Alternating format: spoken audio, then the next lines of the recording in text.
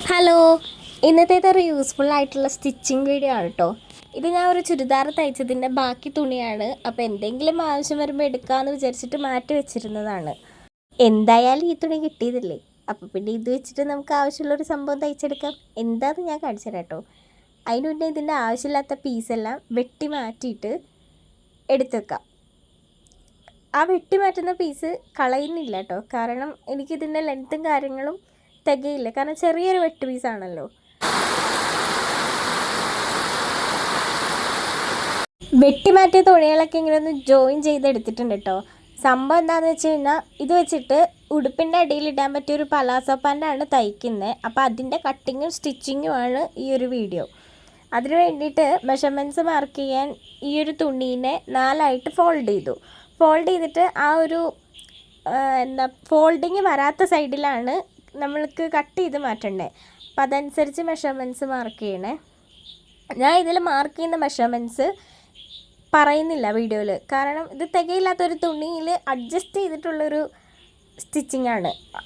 ആദ്യമായിട്ടാണ് നിങ്ങൾ പലാസോ തയ്ക്കാൻ ട്രൈ ചെയ്യുന്നതെന്നുണ്ടെങ്കിൽ, നിങ്ങളുടെ കയ്യിൽ ഇങ്ങനെ ഒരു പാൻറ് ഉണ്ടെങ്കിൽ അത് ഇതിൻ്റെ മുകളിലൂടെ ഇട്ട് കഴിഞ്ഞാൽ നമുക്ക് ഈസിലി നമ്മുടെ അളവിൽ തന്നെ മാർക്ക് ചെയ്ത് കട്ട് ചെയ്ത് സ്റ്റിച്ച് ചെയ്യാനായിട്ട് പറ്റും.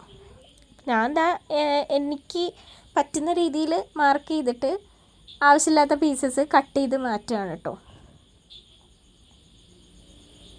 കർവ് ചെയ്ത് വെട്ടിയ പോർഷനാണ് ഞാൻ ആദ്യമേ സ്റ്റിച്ച് ചെയ്തെടുക്കുന്നത്.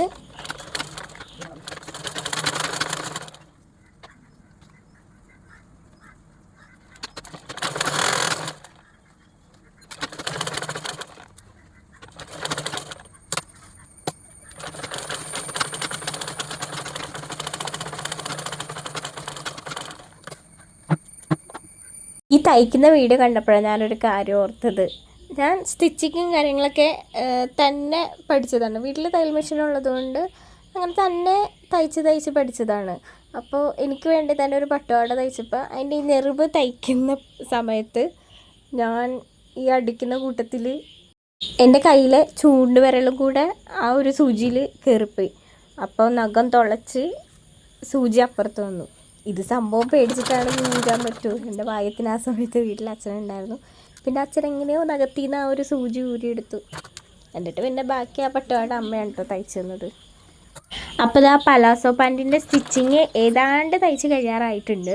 ആ ടോപ്പിൽ വള്ളി ഇടാൻ വേണ്ടിയിട്ടുള്ള പോർഷൻ ആണ് ഇപ്പം തയ്ച്ചെടുക്കുന്നത്. ഞാൻ പക്ഷേ ഇത്തിരി ഒരു മണ്ടത്തരം ചെയ്തു. എന്താണെന്ന് വെച്ച് കഴിഞ്ഞാൽ, ഈ ഒരു ഫുള്ളിങ്ങനെ ഫോൾഡ് ചെയ്തിട്ട് അടിച്ചെടുത്ത് കഴിഞ്ഞപ്പോഴാണ് ഞാൻ ഓർക്കണേ, വള്ളി ഇടാൻ വേണ്ടിയിട്ടുള്ള പ്രൊവിഷൻ കൊടുത്തില്ലല്ലോ എന്ന്.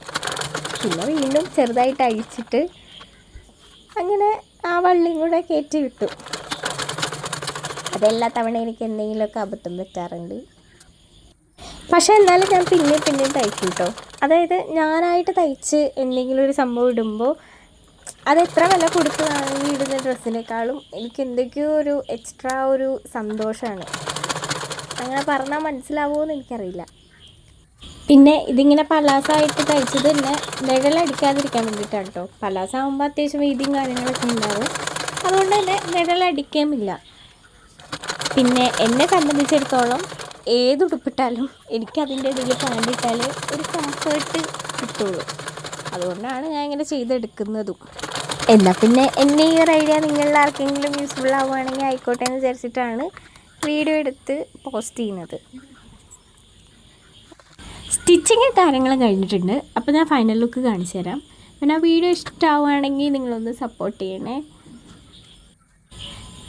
ഇതാണ് കേട്ടോ ഫൈനൽ ലുക്ക്. അപ്പം ഞാൻ യൂസ് ചെയ്ത് നോക്കി, തീരെ നിഴലടിക്കുന്നില്ല. അപ്പോൾ ബൈ.